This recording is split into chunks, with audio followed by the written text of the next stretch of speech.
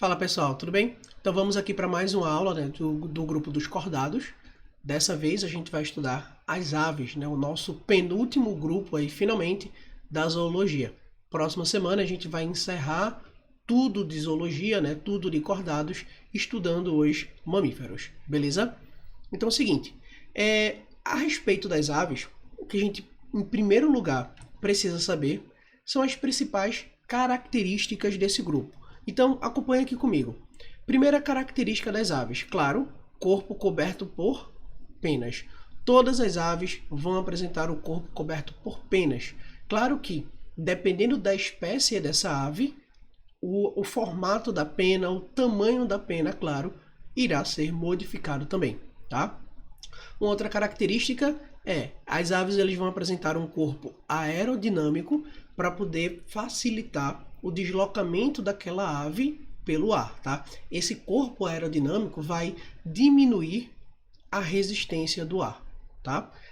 Outra coisa que a gente observa também, né, claro, em todas as aves, tirando aí os pinguins, é que os membros anteriores eles são adaptados para o voo, né? No caso aí dos pinguins, os membros anteriores eles são adaptados para nadar, né? Mas quando você observa um pinguim nadando, você vê que ele nada como se fosse batendo asa, né? Então é basicamente a mesma coisa, beleza? Então, de forma geral, membros anteriores adaptados para o voo. São animais endotérmicos, né? Então, em endotérmicos, eles vão conseguir manter a sua temperatura interna constante, vão manter a sua temperatura interna independente da temperatura do ambiente, né? Então, lembrando, são dois grupos que vão ser formados, né, por animais endotérmicos, que são as aves, esse grupo, e os mamíferos, que a gente vai estudar na próxima semana, beleza? Então, essas são as características assim mais gerais, né, das aves. E é um grupo particularmente que eu adoro, né? Que é um grupo extremamente bonito, pelo menos de você ver, de você escutar o canto e principalmente você observar livre, né, na natureza. Tem outras características aqui das aves, ó, que a gente vai aprofundar um pouquinho mais para frente, tá?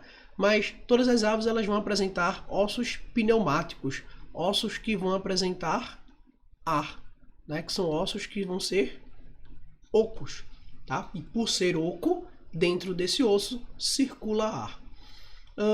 O osso externo, né? Lembrando, nós seres humanos temos um osso aqui no meio chamado externo.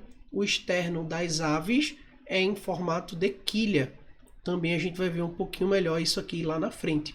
Esse osso externo no formato de quilha é um osso especial, né? Uma forma especial que esse osso tem para poder segurar o músculo do peito.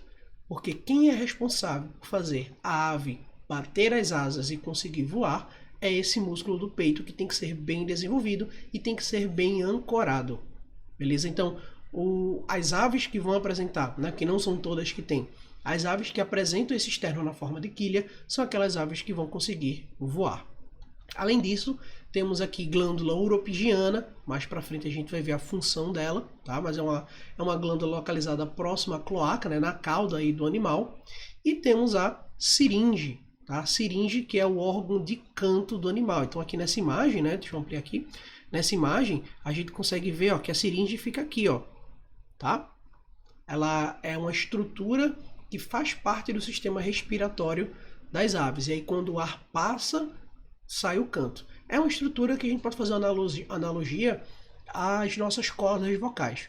A diferença é que aqui a gente não chama de corda vocal, né? A gente chama de siringe, que é uma estrutura complexa, que apresenta cordas complexas, que quando o ar vibra, quando o ar passa, produz o som. Tá? Onde esse som ele será característico, né? O canto da ave será característico para cada espécie. Existem algumas espécies que não cantam, né, que não emitem som. Existem algumas espécies que imitam o som dos outros, né? Existem espécies que repetem sons, como os papagaios, né? O papagaio não fala. O papagaio repete o som que ele escuta. Só que é tão complexa essa seringe dele que ele consegue repetir o som a ponto, né, de repetir fala de algumas pessoas. Tudo bem? Então, essas são as características gerais aí que todas as aves apresentam. Quer dizer, a maioria das aves elas vão apresentar, tá bom? E aí é o seguinte, Como o grupo das aves, como o grupo dos mamíferos também, é um grupo gigantesco, a gente não vai ver todos os grupos, todas as ordens. Na verdade, a gente não vai ver ordem nenhuma aqui. Tá? Então, o que a gente vai ver são o grupo das aves, né, a classe das aves, divididas em dois clados, em dois subgrupos ou subclasses. Tá? Que clados são esses que dividem o grupo das aves? Eu tenho aqui o primeiro clado, que é Paleognata, que também em alguns livros você pode ver isso daqui como aves chamadas de ratitas. Tá? Isso aqui não tem nada a ver com rato, tá? Aves ratitas, Paleognata. Essas aves ratitas, né, são aquelas aves que têm características mais primitivas, aquelas aves que não conseguem voar. Então, destacar aqui, ó, são aves que não voam. Tá? E por que essas aves elas não voam? Elas não adquirem essa capacidade de voar porque elas não vão apresentar, né, a quilha ou a carena, que é aquela estrutura do osso que é responsável por ancorar a musculatura do peito para facilitar o voo. Tá? Claro que existem outras características aqui, como você pode ver, né? As asas dessas aves são asas reduzidas, né? E aí você tem, ó, a ausência de quilha. Aí você tem asas reduzidas, membros inferiores mais desenvolvidos, adaptados para a vida, né, no chão, para correr. Tá? Então tudo isso faz com que essas aves apresentem características mais primitivas.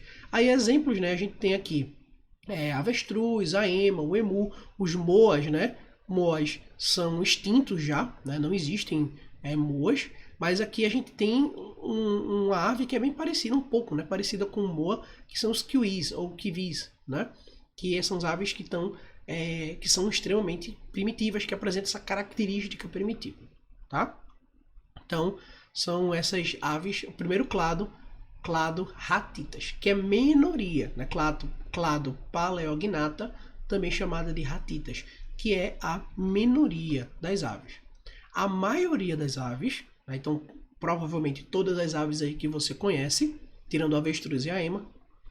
Então, tirando aí todas as aves que você conhece, a gente tem as paleognatas, tá? Já as aves que a maioria das pessoas conhece, que já viram aí no ambiente, a gente encontra aí as neognatas, onde as neognatas, elas podem ser chamadas também de aves carenadas. Carenadas ou carenatas. Certo? Onde essas aves carenatas ou carenadas são as aves que apresentam a quilha, que apresentam a carena. Então vamos destacar aqui, ó. Apresenta carena. Por apresentar essa estrutura que é responsável pelo voo, né, que auxilia bastante no bater das asas, elas conseguem voar com a maior facilidade. Tudo bem? Então aí, como eu falei, ó, a maioria, cadê? A maioria, ó, das aves, elas vão apresentar. Então aqui a gente tem, que você já conhece, o beija-flor, temos o falcão, né, temos os passarinhos assim no geral que a gente conhece. Tá? Como eu falei para vocês, o soldadinho do Araripe, né, que eu mostrei para vocês na semana passada. Então veja, a gente já viu características gerais do grupo das aves, né, tirando as particularidades, características gerais do grupo das aves. A gente viu que esse grupo das aves é dividido em dois clados, um clado de aves mais primitivas que não voam e um outro clado de aves mais atuais, né, que é a maioria, que são as aves que conseguem voar por conta da quilha, por conta da carena. Agora aqui a gente vai estudar a estrutura e a fisiologia desse grupo. Né? Novamente, eu só vou destacar aqui aquelas estruturas que merecem, né, o maior destaque e aquelas estruturas que já caíram em prova. Primeiramente, deixa eu botar aqui para vocês, vamos ver a pena. Tá?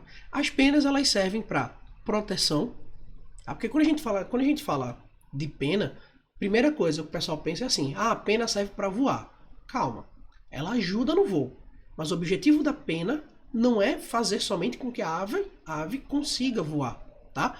O objetivo da pena são outros, como eu listei aqui para vocês, ó. Proteção, a pena impermeabiliza a pele, funciona como um isolante térmico, tá? Lembrando que, só vou botar uma observação aqui para complementar, que as penas, elas têm origem epidérmica epidérmica, certo? E essas penas, né, que têm origem epidérmica, elas são formadas dentro de um folículo, como os pelos que a gente vê, né, sendo formados aí em mamíferos. Então as penas são formadas dentro de um folículo, tá? Idêntico ao folículo piloso. Tudo bem, gente?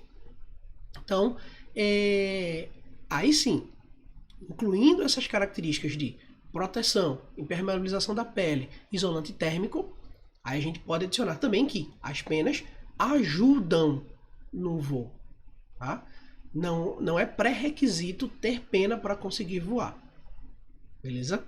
Tanto é que alguns fósseis, né, indicaram que as primeiras aves lá, na verdade, quando vocês observam o clado, né, das aves, você vê que é um grupo irmão, né, um grupo que origina aí, tem um ancestral comum aos répteis, né, porque existem algumas aves alguns ancestrais, né, comuns a aves e répteis, né, que tinham pena, répteis que tinham pouca pena, né, e os dinossauros também que não tinham pena, mas que conseguiam voar. Então, devido a essa que a gente não vai entrar muito nesses detalhes, né, de dinossauro e tal, mas devido a essas evidências evolutivas, aves e répteis eles vão apresentar um mesmo ancestral comum. Tudo bem? Então, a pena não serve apenas para voar. A pena serve para tudo isso daqui também. Em relação a partes da pena, tá, gente? Nunca vi cair em UPE, né, que é o nosso objetivo aqui. Em UPE, cair pena, né, anatomia de pena, mas como é um pequeno aprofundamento que também a gente faz, né? Eu vou colocar aqui os três principais elementos da pena. Temos aqui a haque. O que é a haque da pena? Essa haste central daqui. Isso é a haque. Tudo bem? Aí da haque surgem esses ramos laterais aqui, tá? Que a gente chama de barba. E da barba, ela subdivide ainda em outros ramos laterais, bem pequenininhos que a gente nem vê, chamada de bárbula.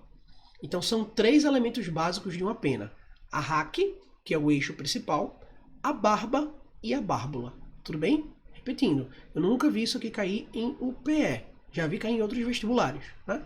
Mas como já caiu em outros vestibulares, tá aqui para vocês. Beleza? Vamos lá. Continuando aí. Glândula uropigiana. A glândula uropigiana fica ali, né, próxima à cauda do animal, né, próxima à cloaca, né, daquele animal, onde essa glândula uropigiana ela será responsável pela lubrificação da pena e do corpo desse animal, além de promover uma impermeabilidade. Ou seja, o animal ele vai espremer, passar. Não sei se vocês já chegaram a observar isso, né? Mas o animal ele vai passar o bico, ele passa o bico próximo à cauda dele, né? Ele está espremendo essa glândula uropigiana para poder esfregar essa secreção por todas as penas. Então, a secreção gordurosa da glândula uropigiana, além de lubrificar e impermeabilizar, isso daí vai facilitar também que a pena da ave não molhe. Imagina a situação: a ave está voando lá de boa e aí de repente começa a chover. Se a pena daquela ave se a pena daquela ave ela molha, o corpo dela vai ficar mais pesado e a pena molhada vai dificultar o voo daquela ave. Então, a glândula uropigiana serve para impermeabilizar a pena das aves, impedir que aquela pena molhe, facilitando assim o deslocamento daquela ave durante o voo, né, para dar tempo a ela procurar um abrigo, né, se proteger da chuva, sem necessariamente ter essas penas molhadas. Tudo bem?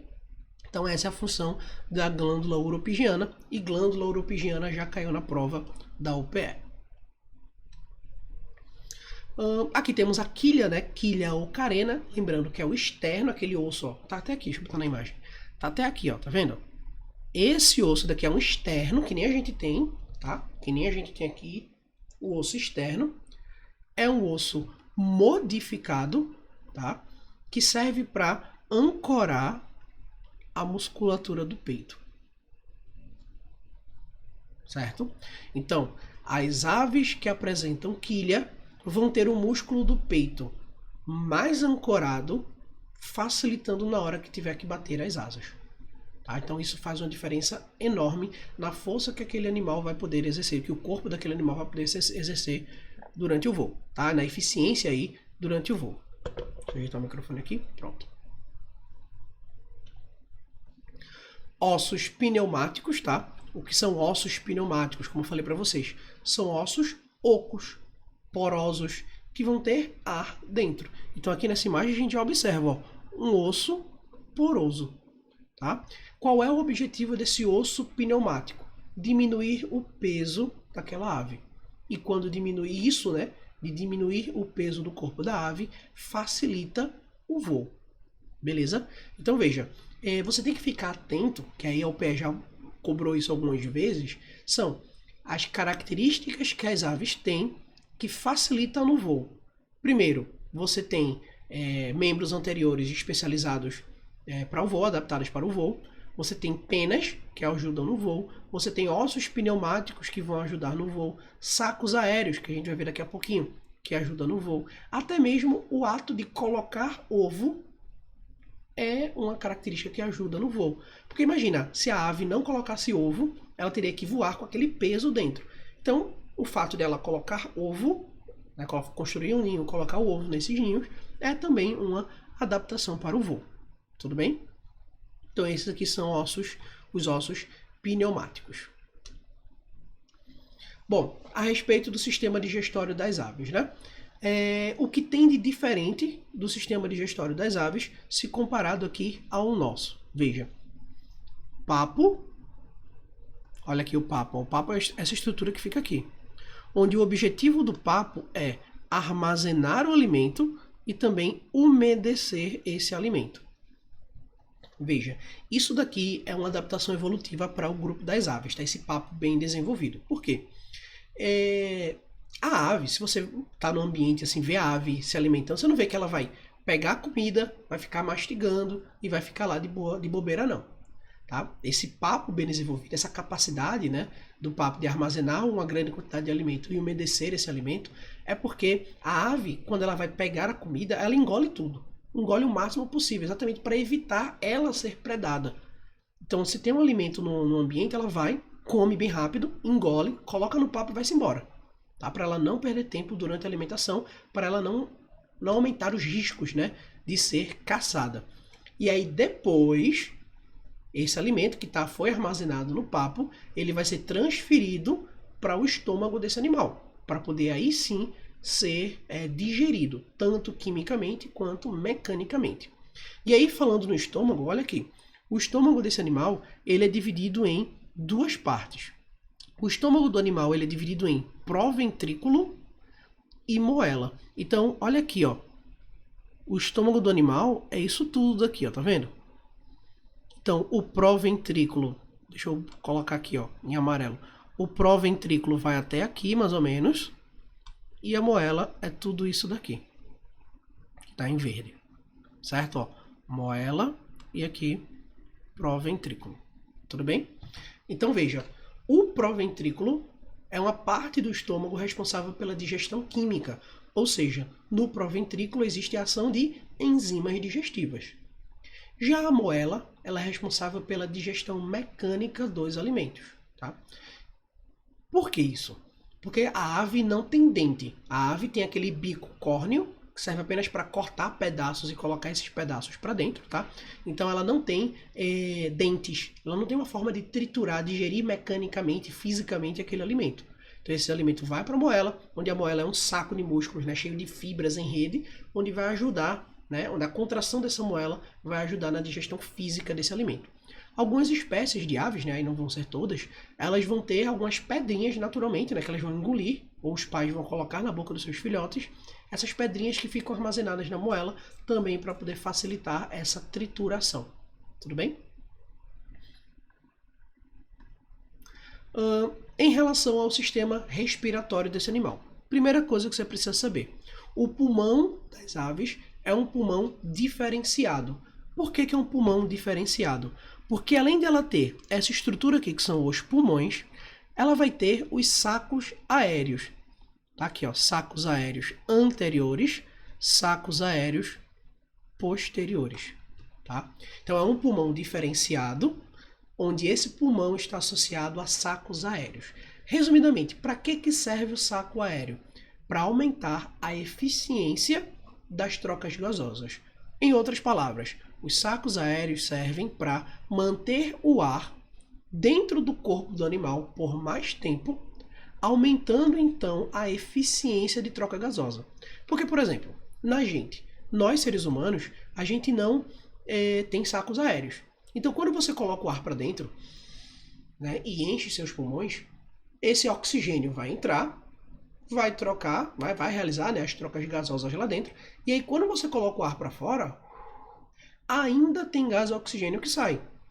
No caso das aves, como ela precisa de uma grande quantidade de oxigênio, principalmente por conta do voo, a retenção desse ar lá dentro, né, ele passa mais de uma vez pelo pulmão, faz com que diminua a quantidade de gás oxigênio que ele coloca para fora, aumentando então a eficiência de assimilação. Então é isso que você precisa saber, tá? O pulmão das aves é associado a sacos aéreos que aumenta a eficiência de troca gasosa, promovendo uma maior absorção do gás oxigênio. É isso, tá? Outra estrutura que é importante você saber são os parabrônquios. Opa, parabronquíolos, saiu com 2 acentos aqui, tá? Esse acento não existe. Então, ó, parabronquíolos. O que são os parabronquíolos? Veja, tá aqui o brônquio do animal, tá vendo? Aí veja, parabronquíolos são essas estruturazinhas aqui paralelas, ó. Então, parabronquíolo, deixa eu colocar aqui, ó, é o local onde ocorre a troca gasosa. Troca gasosa. Porque desses parabronquíolos aqui, onde ocorre essa troca gasosa, né? Essa região, ela é rica, ó, tem uma grande concentração de capilares. Tudo bem? Então, olha o que está acontecendo aqui, ó. O ar, deixa eu só apagar isso daqui para a gente ver melhor. Ó, tem 2 ciclos aqui de inspiração e expiração, tá? Presta atenção aqui, tá vendo a canetinha, né? Pronto, ó. O ar, na inspiração, o ar, ele entra aqui, tá vendo, ó? Vai para os sacos aéreos posteriores, tá? A primeira inspiração vai para os sacos aéreos posteriores. E aí, quando essa ave vai expirar, esse ar que está nos sacos aéreos posteriores vai para o pulmão. O pulmão é isso daqui, tá, gente? Deixa eu só destacar aqui o que é o pulmão para você. O pulmão é isso daqui, ó. Isso tudo aqui é o pulmão. Tudo bem? Então, o ar vai para os sacos aéreos posteriores. Dos sacos aéreos posteriores, vai para os pulmões. Dos pulmões, ele não sai do corpo do animal. Dos pulmões, ele vem aqui para os sacos aéreos anteriores, tá? E aí, dos sacos aéreos anteriores, ele volta aqui, ó, para a região dos pulmões e sai na expiração, tá? Então, aqui, ó. Tá vendo aqui, ó, ele saindo, tá? Os sacos aéreos, ó, ele sai, vem para cá ainda tem troca gasosa nesse trechozinho e depois ele sai. Tudo bem? Então, veja. Os sacos aéreos, como eu falei, aumenta a eficiência de troca gasosa. Então, ó, sacos aéreos posteriores, pulmões, sacos aéreos anteriores, pulmões novamente, depois vai para fora do corpo daquele animal. É como se ele passasse 2 vezes pelo pulmão. Tudo bem, gente? Então, por isso que as aves, né, têm esse pulmão diferenciado. Os parabronquíolos, né, são esses filamentozinhos que estão aí, que tem uma grande quantidade de capilares. É uma estrutura que a gente pode comparar aí com os nossos alvéolos pulmonares. A diferença é que são estruturas paralelas, né? Porque quando o ar passa, realiza aí essa troca gasosa. Então, se o ar passa 2 vezes pelos parabronquíolos, então a troca gasosa vai ser mais eficiente. Beleza?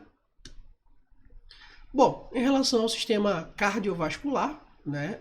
Diferentemente lá dos répteis não crocodilianos e também dos répteis crocodilianos, aqui a gente tem um coração, onde ele é um coração tetracavitário, tá? Onde não tem mistura nenhuma de sangue e nem tem, presta atenção, e nem tem mistura de sangue fora do coração. Lembra, os répteis crocodilianos, eles apresentam 4 cavidades e a mistura de sangue acontece fora do coração, naquele foramen de Pannisa. Aqui nas aves, ela tem 4 cavidades e não tem mistura nenhuma de sangue, nem dentro nem fora do coração. Por isso que a circulação, ela é considerada uma circulação dupla, é considerada uma circulação dupla e completa. dupla porque o sangue vai passar 2 vezes pelo coração, e completa porque o sangue ele não se mistura no coração e nem fora do coração. Tudo bem? Em relação ao sistema excretor. O sistema excretor aqui não tem nenhuma novidade, tá? No sistema excretor ele é formado por rins, né? Isso a gente observa esses rins aparecendo aí há muito tempo.